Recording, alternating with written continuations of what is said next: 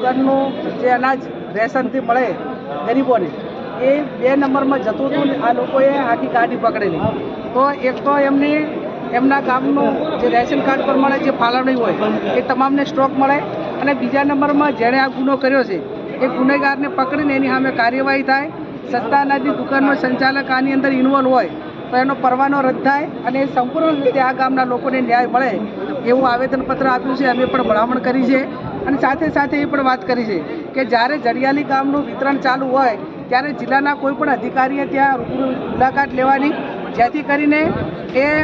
લખે છે વધારે અને ગ્રાહકોને આપે છે ઓછું, તો એની સામે વિસંગતતા ન આવે એના માટે કરીને જેટલા એમના SMS કરેલા હોય એટલો જ એમને પુરવઠો અનાજ, ચોખા હોય, ઘઉં હોય, જે પણ રાશનની અંદર મળતું હોય એ તમામ ખાદ્ય પદાર્થ જે વસ્તુઓ હોય એ તમામ લોકોને આપે એવી વાત પણ અમે કલેક્ટરશ્રીને કરી છે. આ બાબતમાં એમણે ખાતરી પણ આપી છે ન્યાય તપાસ થશે અને નહીં થાય તો આવનાર સમયમાં સંકલન સમિતિની મિટિંગ હોય કે જેમાં લઈ અને અમને ન્યાય અપાવવા માટેની જવાબદારી પૂરેપૂરી અમારી રહેશે.